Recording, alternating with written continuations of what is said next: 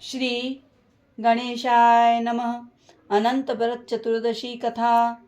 सूत जी ने शौनक आदि ऋषियों से कहा कि पूर्व समय में माँ गंगा के तट पर धर्मराज युधिष्ठिर महाराज ने जरासंध के वध के लिए राजसूय यज्ञ को आरंभ किया था। युधिष्ठिर ने भगवान श्री कृष्ण चंद्र के सहित भीमसेन, अर्जुन आदि भाइयों के साथ अनेक रत्नों से शोभित मोती जड़ी हुई स्वर्ग के तुल्य बड़ी विशाल यज्ञशाला बनवाई और उसके लिए सब राजाओं को अनेक प्रकार से जीत कर ले आए। एक समय गांधारी और राजा धृतराष्ट्र का पुत्र जो दुर्योधन नाम से विख्यात था, वह उस यज्ञशाला में आकर प्रांगण में जल की प्रतिमा देखकर वस्त्र को ऊंचा कर उस जगह धीरे धीरे चलने लगा। यह देखकर द्रौपदी आदि श्रेष्ठ स्त्रियां हंसने लग गईं और दुर्योधन आगे जल को भूमि जानकर उसमें गिर ही गया। यह देखकर सब राजा लोग तथा तपरूप धन वाले ऋषिगण और द्रौपदी आदि सुंदर नेत्र वाली स्त्रियां भी हंसने लग गईं। यह देखकर महाराजा धीराज दुर्योधन अत्यंत क्रोधित होकर अपने मामा शकुनी के साथ अपने राज्य में जाने के लिए उद्यत हुआ। उस समय शकुनी ने अत्यंत मधुर वचन कहा, हे राजन, आगे बहुत कार्य करना है, इसलिए आप महाक्रोध का त्याग करें। हे राजेंद्र, यज्ञशाला से अपने घर जाने के लिए उठिए। तब ऐसा ही सही, यह कहकर दुर्योधन यज्ञशाला से घर चला आया। सब राजागण भी यज्ञशाला से अपने अपने राज्यों में चले गए। तदनंतर दुर्योधन ने राजाओं के साथ हस्तिनापुर में जाकर राजा पांडु के श्रेष्ठ पुत्र युधिष्ठिर, भीमसेन, अर्जुन आदि को बुलाकर अपने राज्य में प्रसन्न होकर जुआ खेलने लगा। उस जुए में छल करके जिनमें ऐसे पांडवों का संपूर्ण धन और राज्यादि को जीत लिया। तदनंतर भ्राताओं सहित युधिष्ठिर महान विपत्तियों को प्राप्त होकर जंगलों के बीच वंचर जो विल्लादिक हैं उनके समान रहने लगे। पांडवों के इस समाचार को सुनकर श्री कृष्ण वहां गए। सूत जी ने शौनकादिक ऋषियों से कहा कि दुख से अत्यंत दुर्बल पांडव लोग वन में रहते थे। महात्मा श्री कृष्णचंद्र को देखकर क्रम से पूजनादिक और प्रणाम कर राजा युधिष्ठिर बोले, हे प्रभु, भाइयों सहित हमको यह दारुण दुख प्राप्त हुआ है। इस दुख रूपी सागर से हम कैसे छुटकारा पाएंगे? सो आप कहिए, हम कौन से उत्तम देवता का पूजन करें अथवा कौन सा व्रत करें जिससे हमको राज्य मिले? हमारा हित तो आप ही की कृपा से होगा। ऐसा सुनकर श्री कृष्ण भगवान बोले, हे युधिष्ठिर, पुरुषों और स्त्रियों के समस्त पापों को नष्ट करने वाला अत्यंत उत्तम एक अनंत नामक व्रत है, जो भाद्रपद मास में शुक्ल पक्ष की चतुर्दशी तिथि को होता है। उस व्रत के अनुष्ठान मात्र से संपूर्ण पापों का नाश हो जाता है। ऐसा सुनकर राजा युधिष्ठिर ने कहा, हे वासुदेव, आपने जो अनंत व्रत कहा वह क्या शेषनाग का अथवा अनंत नाम के नक्षत्र का व्रत है या अनंत परब्रह्म का यह व्रत है? हे केशव, यह अनंत किस देवता का नाम है, वह सत्य सत्य कहिए। ऐसा सुनकर श्री कृष्ण भगवान बोले, हे धर्मराज, अनंत हमारा ही नाम है, इसे हमारा ही स्वरूप जानो। सूर्य आदि जितने देवता हैं और कालादिक जो कहे जाते हैं, सब हमको ही जानो। कला, काष्ठा, मुहूर्त आदि दिन रात्रि तथा यह सब जितने शरीरवान प्राणी हैं तथा पक्ष, मास, ऋतु, वर्ष, युग और कालादिक की व्यवस्था सब मुझको ही जानो। यह जो मैंने कालादिक कहा है वह इस अनंत नाम से प्रसिद्ध है। वही मैं भूमि का भार अल्प करने के लिए इस कृष्ण नाम से अवतरित हुआ हूँ। दानवों का नाश तथा साधु पुरुषों की रक्षा के निमित्त मुझे वसुदेव के कुल में ही उत्पन्न जानो। आदि अंत मध्य जिसका नहीं, ऐसे कृष्ण, विष्णु, शिव, वैकुंठ, सूर्य, चंद्र सर्वत्र व्याप्त ईश्वर मुझको ही जानो। हे युधिष्ठिर, नहीं है उत्तम जिससे ऐसा विश्वरूप जो योगी जो लोगों से ध्यान किया गया वह संपूर्ण रूप वाले अनंत हम ही हैं, जिससे 14 इंद्र, 8 वसु, 12 सूर्य, 11 रुद्र, 7 ऋषि, 7 समुद्र तथा वृक्षादि सहित संपूर्ण पर्वत हम ही को जानो। 27 नक्षत्र, 10 दिशा, पृथ्वी, 7 पाताल तथा भूर्भुवादि 7 स्वर्ग, यह सब हम ही हैं। इस विषय में कुछ भी संदेह न करो। ऐसा वचन सुनकर राजा युधिष्ठिर बोले, हे सर्वव्यापी भगवान, अनंत व्रत का महात्म्य तथा विधि कहिए। अनंत व्रत का अनुष्ठान करने वाले प्राणी को क्या पुण्य और क्या फल मिलता है, वह भी कहिए। पूर्व काल में यह अनंत व्रत किसने किया और मृत्यु लोक में किसने प्रकाशित किया, यह सब विस्तार पूर्वक हमसे कहिए। युधिष्ठिर के ऐसे वचन को सुनकर भगवान श्री कृष्ण बोले, सतयुग में सुमंत नाम का एक ब्राह्मण था। उसने वशिष्ठ गोत्र में उत्पन्न सुंदर दीक्षा नाम की भृगु ऋषि की कन्या के साथ वेदोक्त विधि से विवाह किया था। हे राजन, दीक्षा नाम की स्त्री से समय पाकर अनेक सुंदर लक्षणों से युक्त एक कन्या उत्पन्न हुई। वह शीला नाम की अत्यंत सुशीला कन्या पिता के घर बढ़ने लगी। उसकी पतिव्रता माता काल ज्वर के दाह से दुखी हो नदी के जल में प्राण त्याग कर स्वर्ग को चली गई। तदनंतर उस सुमंतु नामक ब्राह्मण ने धर्म नाम की एक दुशीला नाम की कन्या से विधि विधान पूर्वक विवाह किया। वह स्त्री नाम के ही सदृश दुष्ट स्वभाव, कर्कश वचन बोलने वाली तथा बड़ी प्रचंड थी। वह शीला नाम की कन्या पिता के घर गृह कार्य करने में बड़ी चतुर थी। वह आंगन, बाहर, दरवाजे के ऊपर, देहली के ऊपर स्वस्तिक, शंख, कमल के नीले, सफेद और काले अनेक प्रकार के चिन्हों को लिख कर देखा करती थी। इसके अनंतर इसी तरह बहुत दिन बीतने पर कौमारावस्था में प्राप्त वह शीला पिता के घर में बड़ी मंगल देने वाली हुई। उसको देखकर पिता सोचने लगे कि हम यह कन्या पृथ्वी में किस गुणवान वर को दें। ऐसा विचार कर वे दुखी हुए। उसी समय उत्तम वेद वेदांग जानने वाले कौंडिन्य नाम के मुनि कन्या के लिए आए।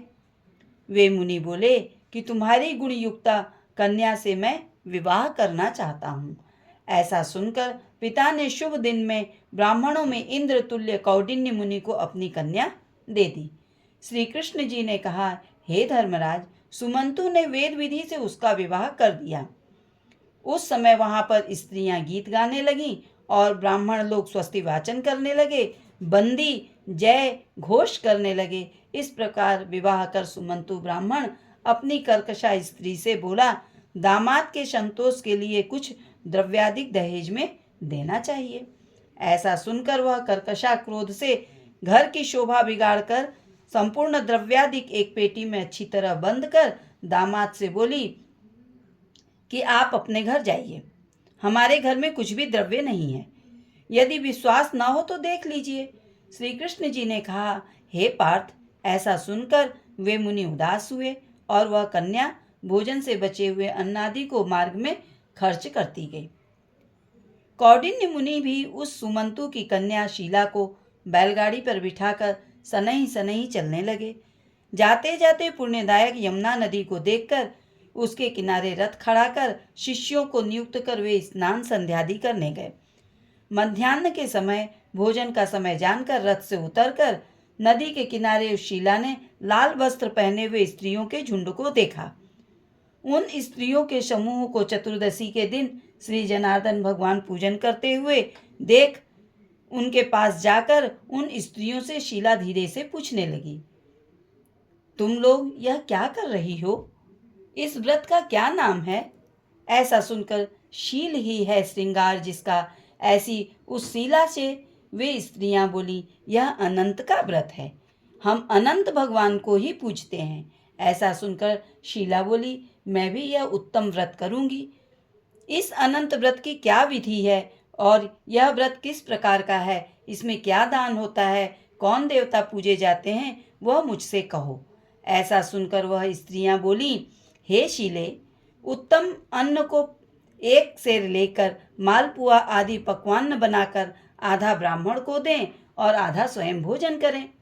फिर कृपणता न करते हुए शक्ति के अनुसार दक्षिणा दें और यह व्रत नदी के तीर पर करें और भगवान हरि की कथा सुनें। कुशा के शेषनाग को बनाकर बांस के पात्र में रखकर फिर स्नान कराकर मंडप के भीतर भगवान का सविधि पूजन करें।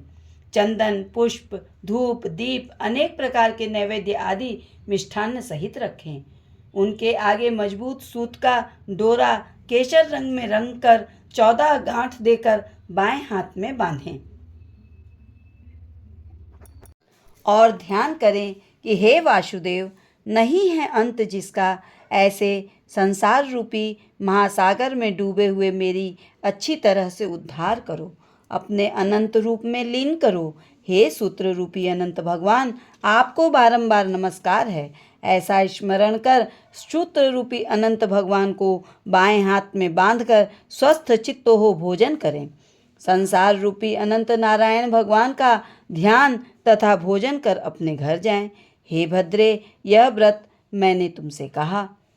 भगवान श्री कृष्ण युधिष्ठिर से बोले, हे राजेंद्र, प्रसन्न चित्त से ऐसा व्रत विधान सुनकर वह शीला भी सुंदर डोरे को हाथ में बांध व्रत करने लगी। जैसा 14 गांठ देकर बाएं हाथ में बांधने को कहा गया है, वैसा बांधकर अपने भोजन को आधा ब्राह्मण को देकर अवशिष्ट स्वयं खाकर फिर प्रसन्न होकर पति के साथ बैलगाड़ी द्वारा अपने घर को गई। तब से शुभ शकुनों पर विश्वास हो गया।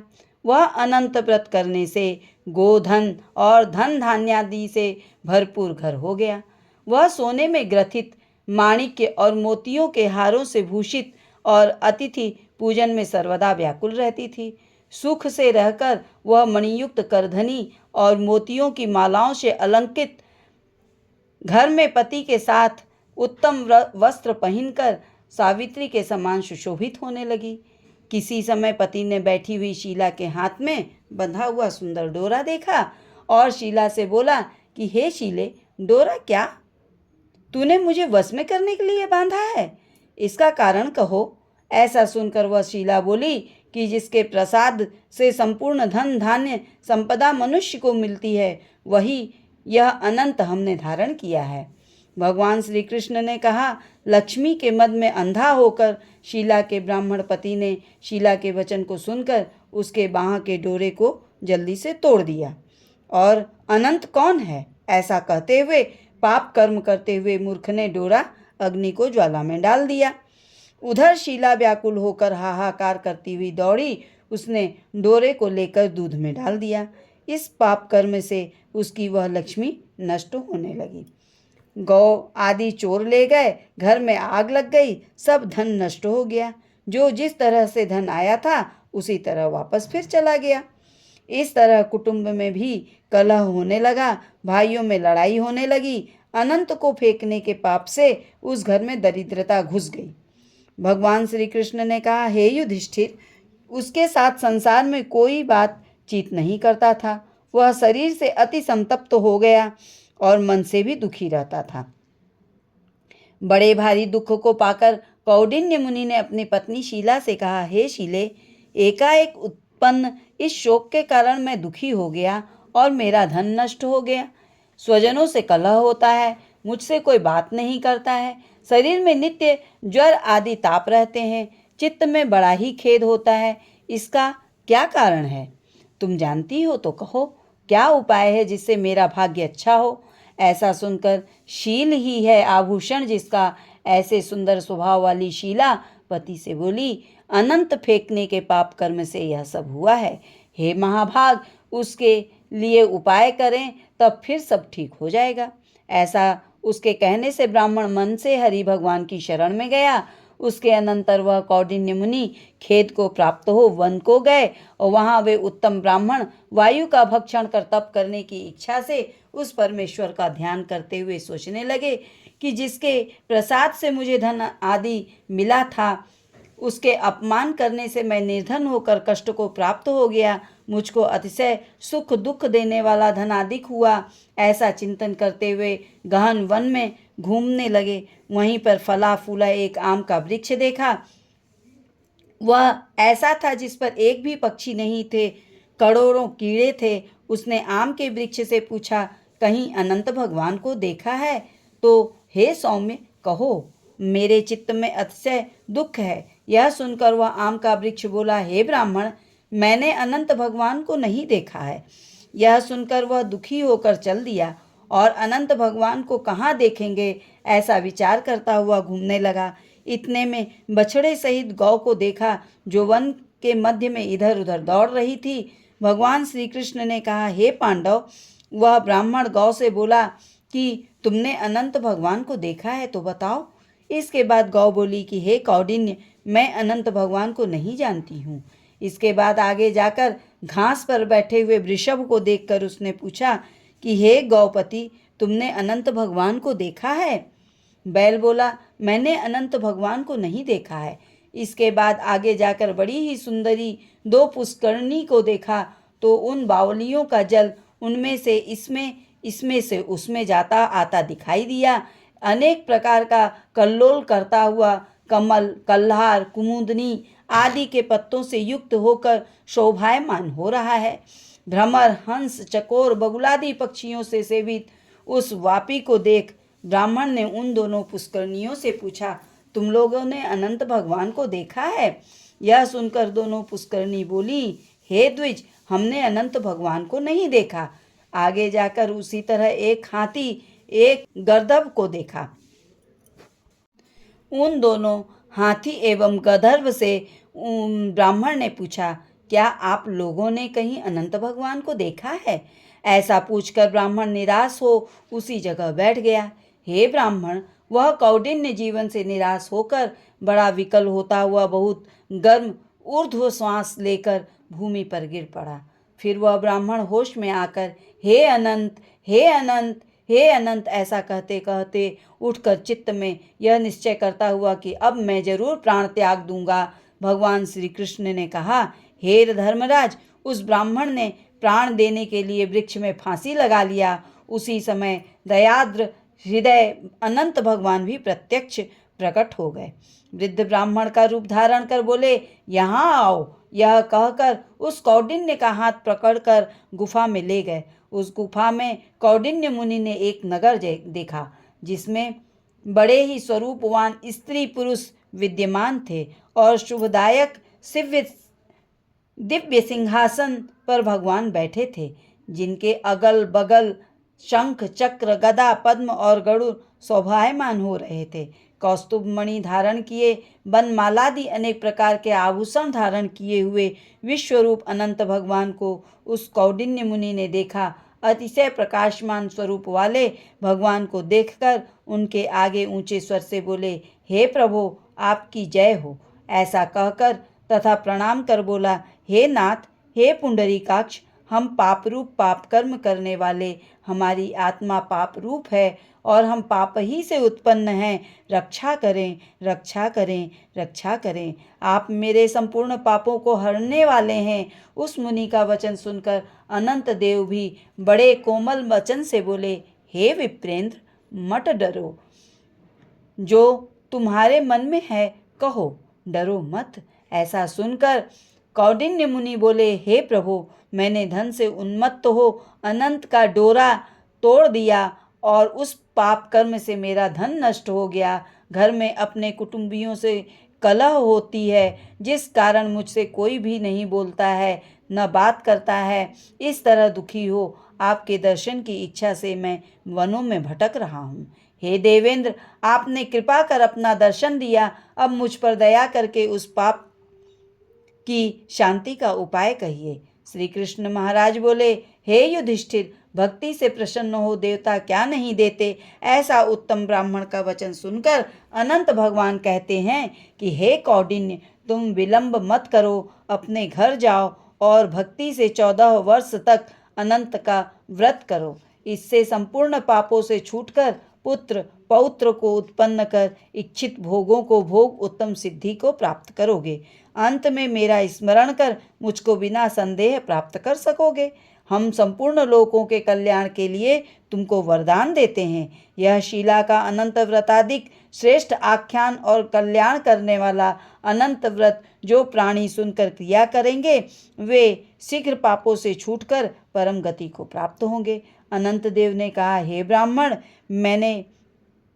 मेरे पास जिस मार्ग से तुम यहाँ आए हो उसी मार्ग से तुम जल्दी घर जाओ। ऐसा सुनकर कौंडिन्य मुनि बोले कि हे स्वामिन, मैं जो पूछता हूँ उसे बताइए। जंगल में घूमते घूमते मैंने कुछ कौतुक देखा। हे जगत गुरु, वह कहो। वह आम का वृक्ष कौन था? वह वृषभ कौन था? और कमल, कुमुद, कल्हार से सुशोभित परम सुंदर बड़े जंगल में मैंने 2 पुष्करिणी देखी है, सो क्या थी? वह गधा कौन था? वह हाथी कौन था? और उत्तम वृद्ध ब्राह्मण कौन था? अनंत देव बोले, वह आम वृक्ष वेद विद्या को अच्छी तरह जानने वाला ब्राह्मण था।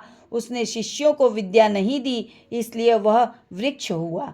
और जो गौ देखी थी, वह बीज को खोने वाली पृथ्वी थी। जो घास पर वृषभ देखा था, वह सत्यनारायण धर्म था।